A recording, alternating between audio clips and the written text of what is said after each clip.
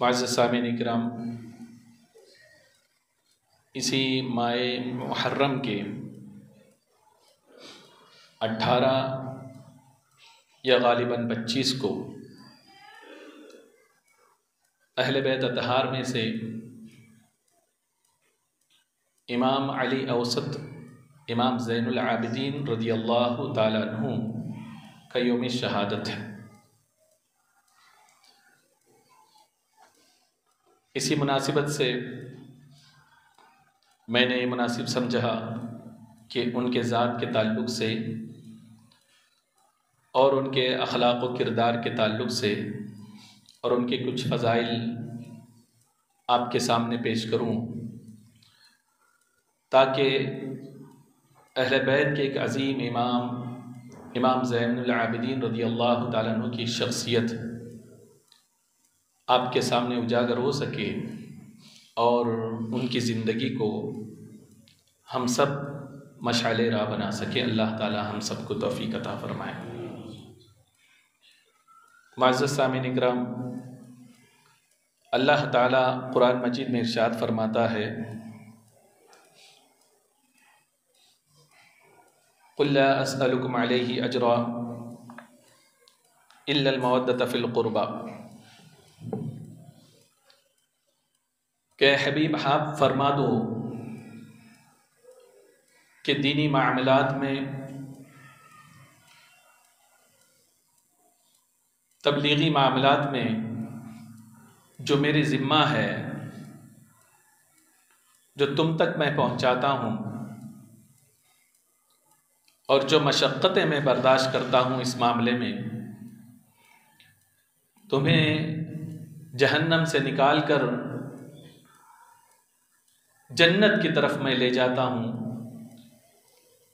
یقیناً ان سارے معاملات میں شب و روز میری مصروفیات کو تم جانتے ہو، تو اس کا اگر کوئی تم بدلہ دینا ہی چاہتے ہو تو مجھے دنیاوی کوئی چیز مال و متاع کی ضرورت نہیں ہے۔ مجھے ایک چیز چاہیے کہ وہ یہ ہے، الا المودۃ فی القربى، میرے اہل بیت کی محبت تم اپنے دل میں بٹھا لو۔ تو رسول اکرم صلی اللہ علیہ وسلم نے ایک چیز مانگی امت سے، وہ یہ ہے کہ میرے اہل بیت کی محبت۔ تو اہل بیت سے محبت جو ہے یہ ایمان کا حصہ ہے۔ تو بندہ مومن کو چاہیے اہل بیت سے محبت کرے، لیکن یہ بات ذہن نشین رہے کہ محبت میں غلو نہیں ہونی چاہیے۔ جو اللہ نے انہیں مقام و مرتبہ عطا کیا، یقیناً ہماری عقل سے وہ ورا ہے، لیکن بندے کی جو بھی مقام و مرتبہ ہے اللہ کے نزدیک اس کے یہاں ایک لمٹ ہے۔ تو بندہ مومن کو چاہیے کہ قرآن و حدیث کی روشنی میں جو مقام و مرتبہ انہیں ملا ہے، اسی کو دیکھتے ہوئے اپنے دل میں ان کی محبت کو بسائیں اور اسی عظمت کو، ان کی عظمت کو اپنے دل میں بٹھائیں۔ اللہ تعالی ہم سب کو توفیق عطا فرمائے۔ اس لیے کہ فتنوں کا دور ہے، لوگ دین کی طرف راغب کرنے کے لیے قرآنی آیتوں کو پیش کر کے، احادیث کریمہ کو پیش کر کے، اہل بیت کی محبت کے آڑ میں لوگوں کو گمراہ کرنے کی کوشش کر رہے ہیں۔ تو ایسے حالت میں ضرورت اس بات کی ہے کہ محبت کی حقیقت کو سمجھے۔ محبت ہو تو شریعت کے دائرے میں ہو، محبت ہو قرآن کے مطابق ہو، محبت ہو جو رسول اکرم صلی اللہ تعالی علیہ وسلم نے جو محبت کے لیے جو انسٹرکشن آپ نے دی ہے اس کے مطابق آدمی محبت کرے، تب جا کر انسان کو اس محبت کا صلہ دنیا میں بھی اللہ تعالیٰ عطا کرے گا اور آخرت میں بھی اس جو ہے محبت سے وہ نفع اٹھائے گا۔ اس لیے کہ جب بندہ مومن عام بندے سے محبت کرتا ہے، حدیث پاک کے مفہوم کے مطابق کہ بندہ اسی کے ساتھ ہوتا ہے جس سے وہ محبت کرتا ہے۔ تو یقیناً اہل بیت سے اگر سچی محبت کرے گا تو اللہ تبارک و تعالیٰ بروز قیامت اس کا حشر بھی اہل بیت کے ساتھ رکھے گا۔ تو بتانے کا مقصد یہ ہے کہ امام زین العابدین رضی اللہ تعالی عنہ کی ذات اہل بیت میں سے ایک منفرد حیثیت سے آپ جانے جاتے ہیں، اور امام کی حیثیت سے آپ جو ہے چوتھے نمبر پہ ہے۔ اللہ تبارک و تعالیٰ نے آپ کو ساری خوبیوں سے آپ کو نوازا تھا، اور امام حسین رضی اللہ تعالی عنہ کے آپ صاحبزادے ہیں۔ وہ شخصیت ہے جنہوں نے کربلا کے پورے منظر کو اپنے ماتھے کے آنکھوں سے دیکھا۔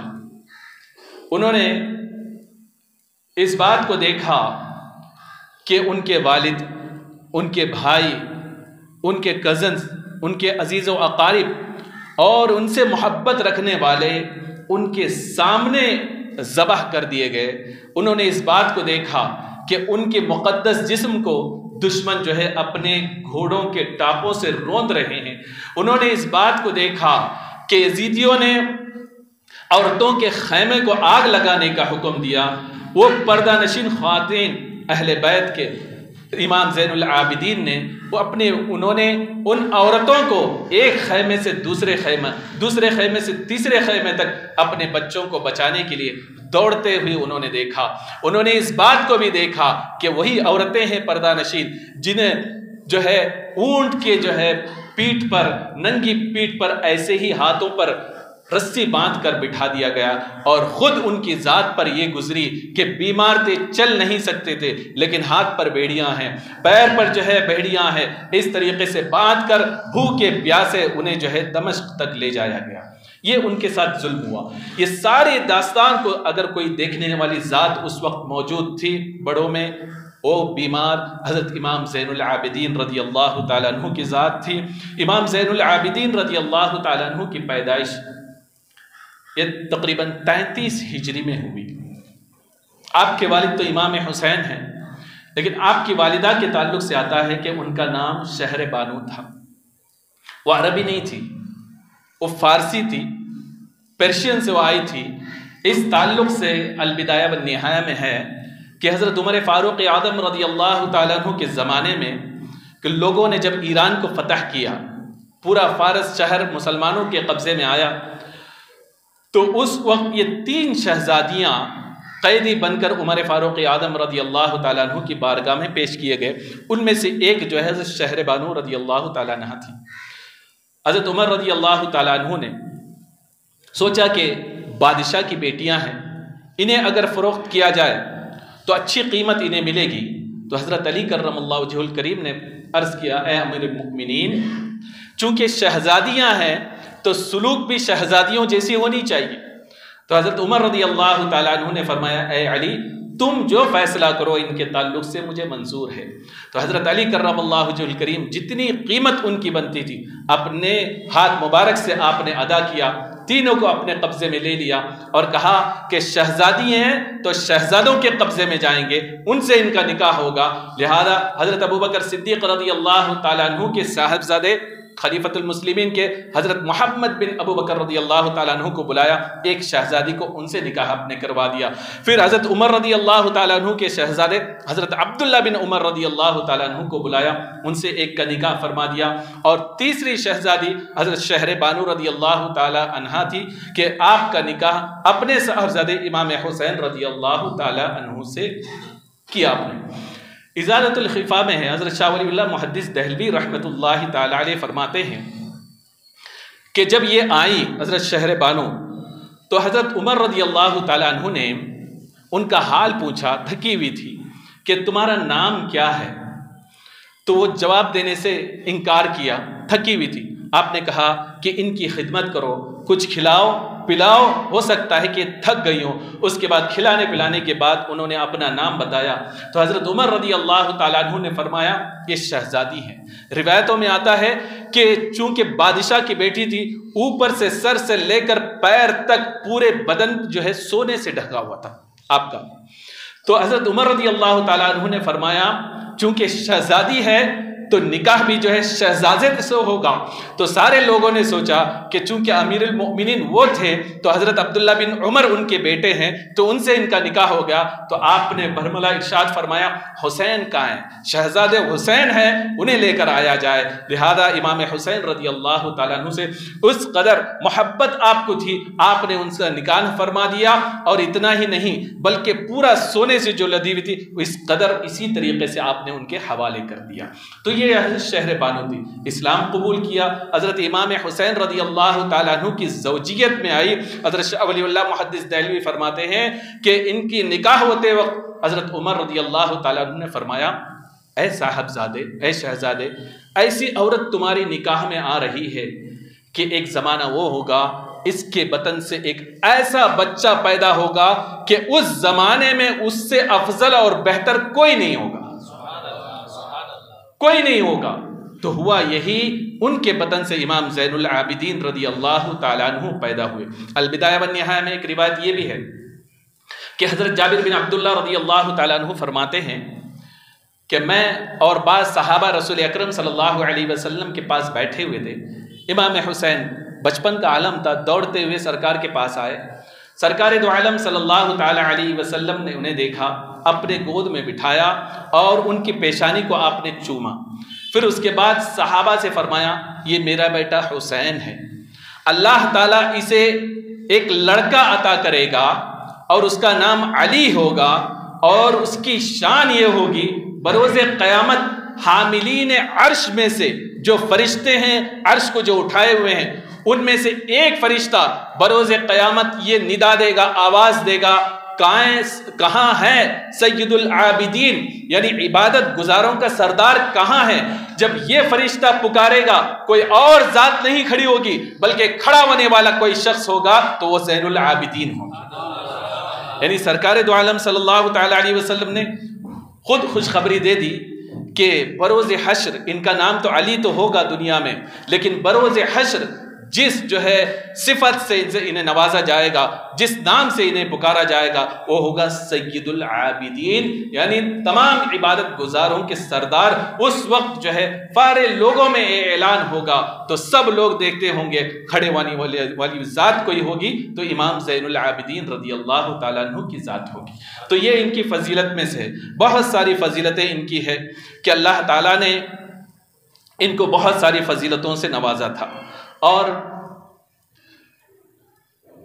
ان کے ماں کے تعلق سے چونکہ وہ عربی نہیں تھی، مکے کے رہنے والی نہیں تھی، ایک مرتبہ اس دور کا حاکم بادشاہ عبد الملک بن مروان اس نے اپنی برتری ظاہر کرنے کے لیے امام زین العابدین سے کہا کہ میرے والد اور میری والدہ دونوں قریشی ہیں، مکی ہیں، یعنی اس کا کہنے کا مطلب یہ ہے کہ مجھے فضیلت زیادہ حاصل ہے، لیکن آپ کے والد تو قریشی ہیں، مکی ہیں، مدنی ہیں، لیکن آپ کی والدہ جو ہے وہ کنیز تھی، وہ پرشین ہے، لہذا مجھے زیادہ فضیلت حاصل ہے۔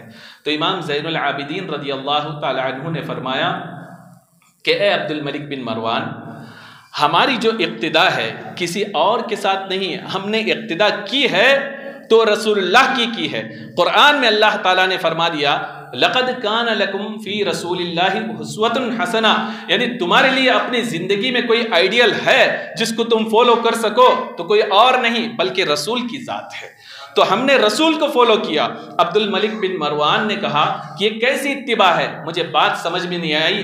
تو آپ نے ارشاد فرمایا بات یہ ہے کہ رسول نے یہ کیا تھا کہ جب جو ہے یہودیوں کے ایک مقام پر آپ نے جو ہے حملہ کیا اور فتح یاب ہوئے، وہاں کے سردار جس کا نام حی بن اخطب تھا، اس کی بیٹی حضرت صفیہ تھی، وہ مسلمان نہیں تھی، مکے کی رہنے والی نہیں تھی، مدینے کی رہنے والی نہیں تھی، قریشی بھی نہیں تھی، لہذا وہاں سے وہ گرفتار ہو کر آئی۔ چونکہ وہ سردار کی بیٹی تھی، بادشاہ کی جیسی حیثیت اس کی تھی، آپ نے ان کی حیثیت کو دیکھ انہیں آزاد فرما دیا اور ان سے نکاح فرما دیا۔ تو آپ تم کیا سوچتے ہو کہ جو ہے شہر بانو میری والدہ بھی جو ہے چونکہ عمر رضی اللہ تعالیٰ عنہ نے اس ملک کو فتح کیا اور مکہ آئی، میری والد نے انہیں آزاد کیا اور جو ہے میرے والد کے میرے دادا نے انہیں آزاد کیا اور میرے والد کے نکاح میں دیا. تو یہ بات یہی سمجھ میں آتی ہے کہ میرے والد نے جو جس کے نقش قدم پر چل کر میرے والد سے جو نکاح کروایا میری والدہ کا، وہ رسول اکرم صلی اللہ علیہ وسلم کا اسوہ حسنہ ہے. اب تم کیا کہتے ہو؟ اتنا ہی نہیں، انہیں یہ غرور تھا. اس کا بیٹا ہشام بن عبد الملک، اس نے امام زید رضی اللہ تعالیٰ عنہ جو امام زین العابدین کے لڑکے تھے، اس سے بھی یہی کہا تھا کہ میری والدہ تو جو ہے قریشی ہے اور تمہاری والدہ جو ہے کنیز ہے. تو انہوں نے اس وقت جو جواب دیا تھا، آپ فرماتے ہیں کہ میں ایک بہترین تمہیں جواب دیتا ہوں اگر سننا چاہو. اس نے کہا میں سننے کے لیے تیار ہوں. تو آپ نے ارشاد فرمایا تم حضرت ہاجرہ کو جانتے ہو؟ کہا ہاں جانتا ہوں. کون تھی؟ کہا کہ حضرت سارہ کی کنیز تھی. انہوں نے حضرت ابراہیم علیہ السلام کو انہیں عطا کیا تھا اور پھر انہوں نے نکاح کیا. تو تم جانتے ہو ان سے جو اولاد پیدا ہوئی وہ کون ہے؟ کہا ہاں اسماعیل علیہ السلام ہے. تو آپ نے فرمایا تم جانتے ہو اس بات کو اسماعیل علیہ السلام کون ہے؟ وہ ہیں جو ہے عربوں کے سردار ہے، سارے عرب جو ہے ان کے والد ہیں. اور اتنا ہی نہیں، اللہ نے انہیں عظیم پیغمبر بنایا اور وہ جو ہے رسول اکرم صلی اللہ علیہ وسلم کی بھی والد لگتے ہیں. تو کیا تمہارا خیال ہے کہ ہماری جو نسل جو چلی ہے وہ سید الانبیاء سے ہے، وہ حضرت جو ہے ہاجرہ سے ہے، وہ بھی تو کنیز بن کر آئی تھی. اس معاملے میں اگر میری والدہ کنیز ہیں تو ہم نے جو ہے رسول اکرم صلی اللہ علیہ وسلم اور حضرت ابراہیم علیہ السلام کی سنت پر عمل کیا ہے. یہ سن کر وہ خاموش ہو گیا. تو امام زین العابدین رضی اللہ تعالیٰ عنہ کو اللہ تعالیٰ نے بہت بڑے مقام اور مرتبے سے نوازا تھا. ایک مرتبہ ایسا ہوا کہ امام محمد بن حنفیہ رضی اللہ تعالیٰ عنہ جو حضرت علی کے، حضرت فاطمہ کے علاوہ دوسری بیویاں تھیں، ان میں سے حضرت محمد بن حنفیہ کے پیدائش ہوئی. امام زین العابدین کے آپ چچا لگتے تھے، آپس میں محبت بہت تھی. ایک مرتبہ محمد بن حنفیہ رضی اللہ تعالیٰ عنہ آپ کے پاس آئے اور فرمانے لگے اے میرے بھتیجے، چونکہ میں چچا لگتا ہوں، امامت کے منصب پر مجھے فائز ہونا چاہیے، تو یہ ساری چیزیں مجھے دے دو، میں اس منصب پر فائز ہو جاتا ہوں. تو امام زین العابدین رضی اللہ تعالیٰ عنہ نے فرمایا اے چچا جان، اگر آپ مانگتے ہو تو آپ اس کے مستحق نہیں ہو، امامت کے مستحق میں ہی ہوں، اور چلو ہم کسی حاکم کے پاس اس کا فیصلہ کر لیتے ہیں. آپ نے پوچھا حاکم کون ہے؟ آپ نے ہاتھ پکڑا، سیدھے جو ہے حجر اسود کے پاس آپ لے کر آئے اور آپ نے فرمایا یہ حجر اسود ہمارا حاکم ہوگا، یہ جو فیصلہ کرے گا ہمیں وہ فیصلہ منظور ہوگا. حضرت محمد بن حنفیہ رضی اللہ تعالیٰ عنہ نے پوچھا حجر اسود کیسے فیصلہ کرے گا؟ آپ نے فرمایا کہ کرے گا. اس کے بعد آپ نے اسماء الحسنہ کے ذریعے اللہ تبارک و تعالیٰ سے دعا فرمائی اور پھر آپ نے حجر اسود کو مخاطب ہو کے فرمایا اے حجر اسود، قسم ہے اس ذات کی جس نے تجھ پر بندوں کے جو ہے امانتیں رکھی ہے کہ تو بتا امامت کا مستحق کون ہے. تو اللہ تعالیٰ نے فوراً حجر اسود کو قوت گویا یہ عطا کی اور برجستہ حجر اسود نے کہا کہ اے محمد بن حنفیہ، آپ نہیں زین العابدین ہی اصلاً امامت کے مستحق. اس کے بعد حضرت محمد بن حنفیہ رضی اللہ تعالیٰ عنہ نے کبھی اس چیز کا سوال نہیں کیا، چونکہ جب حجر اسود نے گواہی دی، اللہ تعالیٰ نے اس کے ذریعے گواہی دلوا دی، تو یقیناً جو ہے امامت کے مستحق یہی ہے. اور ان کی فضیلت، ایسی فضیلت آپ حیران رہ جائیں گے. جنہوں نے ان کو دیکھا انہوں نے کیا کہا؟ ایک مرتبہ ہشام بن عبد الملک وہ مکہ المکرمہ آیا حج کے دوران اور طواف کرنے لگا. بہت زیادہ بھیڑ تھی. طواف کرنے کے بعد اس نے چاہا کہ حجر اسود کو بوسہ دوں، لیکن رش ایسی تھی کہ جس کی وجہ سے وہ حجر اسود تک پہنچ نہیں سکا. حاکم وقت تھا، ایک سائیڈ میں جا کر بیٹھا کہ بھیڑ کم ہو جائے گی تو میں حجر اسود کو چوم لوں گا. اس کے وزراء تھے، بہت سارے لوگ، مالدار لوگ بیٹھے ہوئے تھے. اتنے میں اس کی نظر امام زین العابدین رضی اللہ تعالیٰ عنہ پر پڑی، جو طواف کر کے حجر اسود کی طرف بڑھتے ہیں تو کیا دیکھتا ہے کہ خود بخود لوگ جو ہے انہیں جگہ دے رہے ہیں، ان کے ہاتھوں کو چوم رہے ہیں، لوگ چھٹ گئے اور حجر اسود کو امام زین العابدین رضی اللہ تعالیٰ عنہ نے چوم لیا۔ جب اس ماجرے کو لوگوں نے دیکھا اور ہشام بن عبد الملک کے ارد گرد جو لوگ تھے، وزراء تھے، وہ حیران رہ گئے۔ وقت کا بادشاہ ہے، خلیفہ ہے، جب جو ہے وہ حجر اسود کو چومنا چاہتا ہے، لوگ اسے دھکا مار کر سائڈ کر دیتے ہیں رش کی وجہ سے، لیکن امام زین العابدین رضی اللہ تعالیٰ عنہ کی ذات کیسی ذات ہے، کہنے کی بھی ضرورت نہیں پڑتی۔ لوگوں پر ان کا رعب اتنا ہے کہ خود بخود لوگ جگہ دینے لگتے ہیں اور راستہ چھٹ جاتا ہے اور حجر اسود تک پہنچ جاتے ہیں۔ لوگوں نے جو اس کے وزراء تھے انہوں نے پوچھا، اے ہشام، یہ ہے کون جس کے لیے لوگ جگہ دیتے ہوئے نظر آتے ہیں، لوگ ان کے ہاتھوں کو چومتے ہیں؟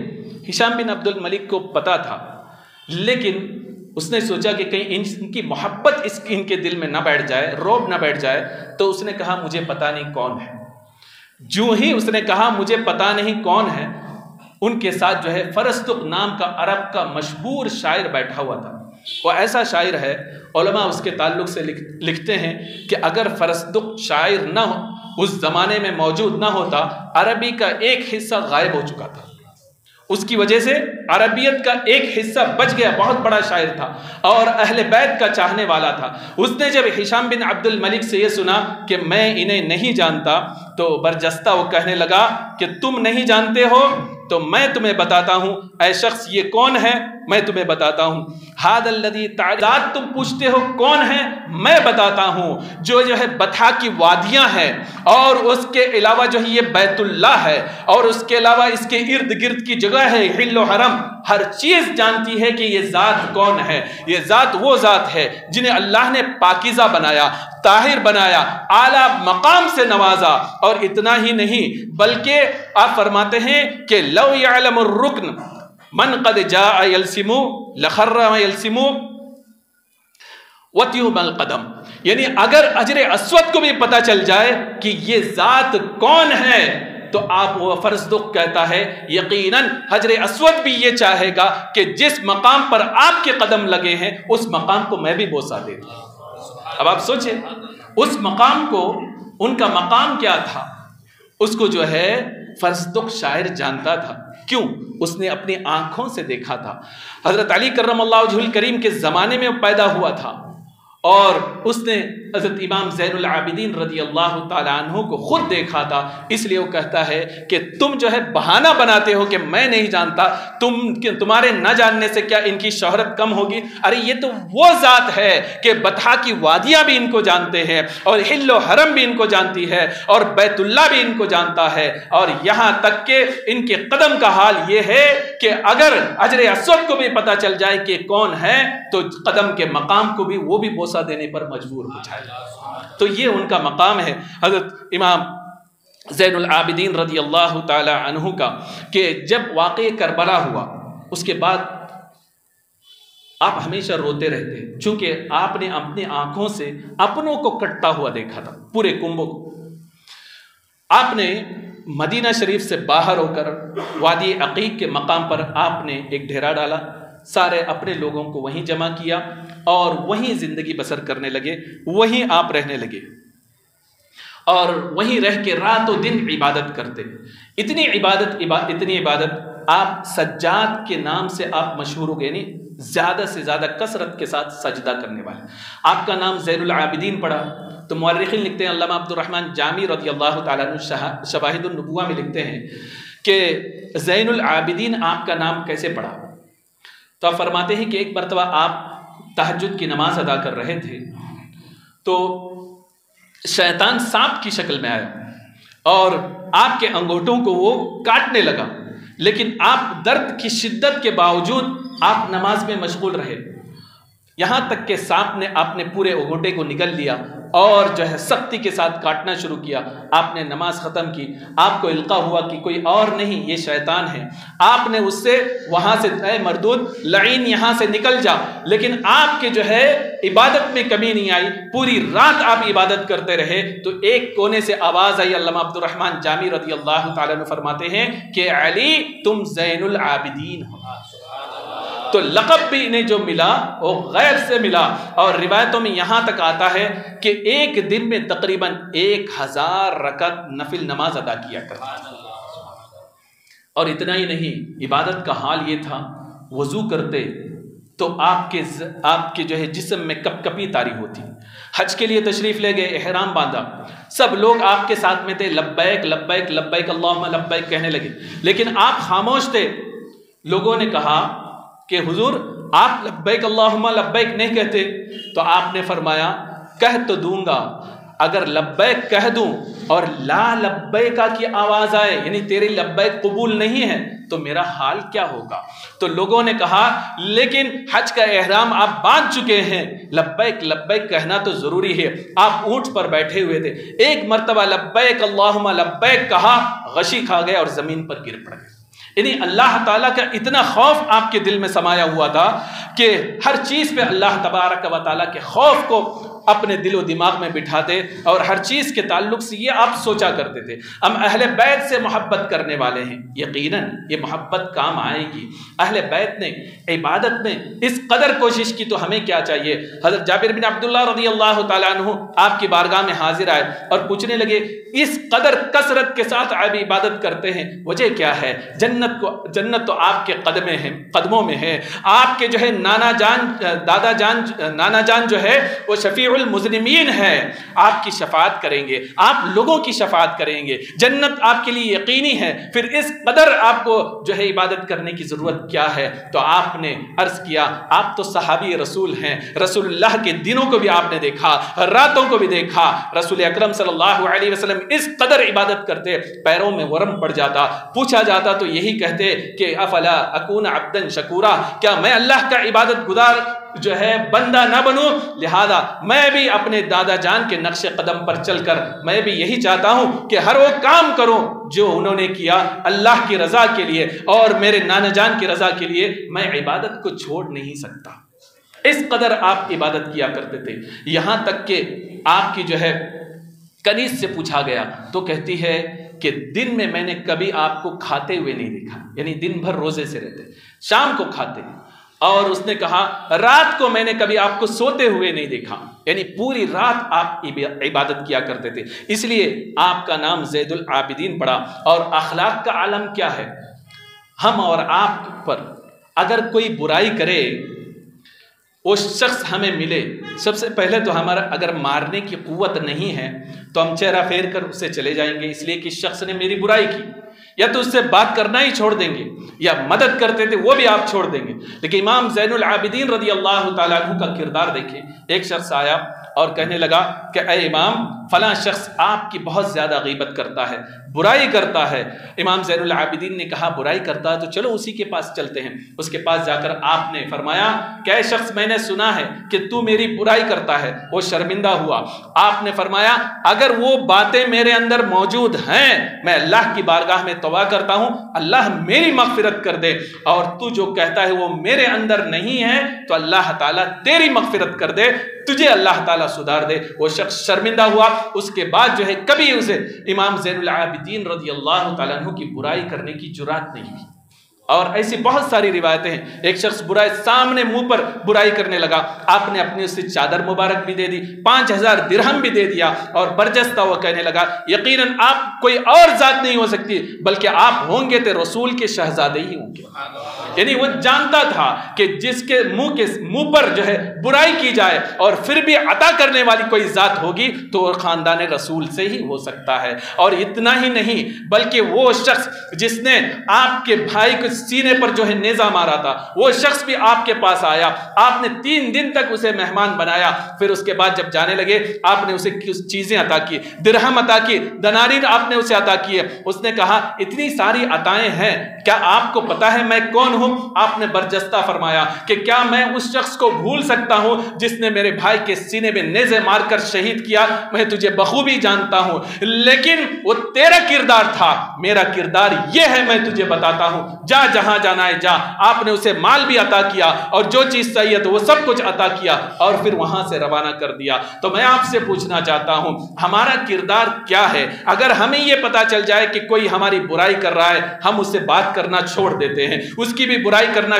شروع کر دیتے ہیں۔ اگر آپ کو پتہ چل جائے کہ آپ کے کسی قریبی یا گھر والے کا کوئی قاتل آیا ہو، ہم اسے بخش نہیں سکتے، لیکن امام زین العابدین رضی اللہ تعالیٰ عنہ کا ایک کردار تھا، دشمن بھی آیا آپ نے جو ہے اسے بھی عطا کر دیا، برائی کرنے والا بھی آیا آپ نے اسے بھی عطا کر دیا، اور ایسی ذات کہ جو شخص بھی ہوتا، دشمن بھی ہوتا، آپ کے پاس ہی پناہ لیتا۔ یہاں تک کہ جب یزید کے زمانے میں مدینے پر حملہ ہوا، آپ چونکہ مدینے سے باہر تھے، 400 لوگوں نے تقریباً مدینے سے ہٹ کر مرد عورتیں بچے آپ کی پناہ لی، حتیٰ کہ وہ شخص مروان جس نے یہ کہا تھا کہ امام حسین اگر اس وقت بیعت نہ کریں تو انہیں قتل کر دو، وہ شخص بھی اس وقت جو ہے اپنے خاندان کو لے کر امام زین العابدین رضی اللہ تعالیٰ عنہ کے پناہ لینے پر مجبور ہوا۔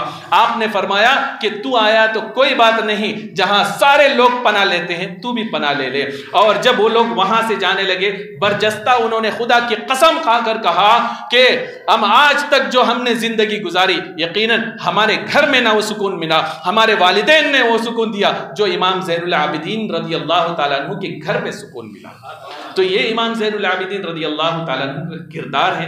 ہم اہل بیت سے محبت کرتے ہیں تو ہمیں چاہیے ان کو ہم فالو کریں۔ اللہ تبارک و تعالی ہم سب کو توفیق عطا فرمائے۔ استغفر اللہ ربی من کل ذنب واتوب الیہ، وآخر دعوانا ان الحمد للہ۔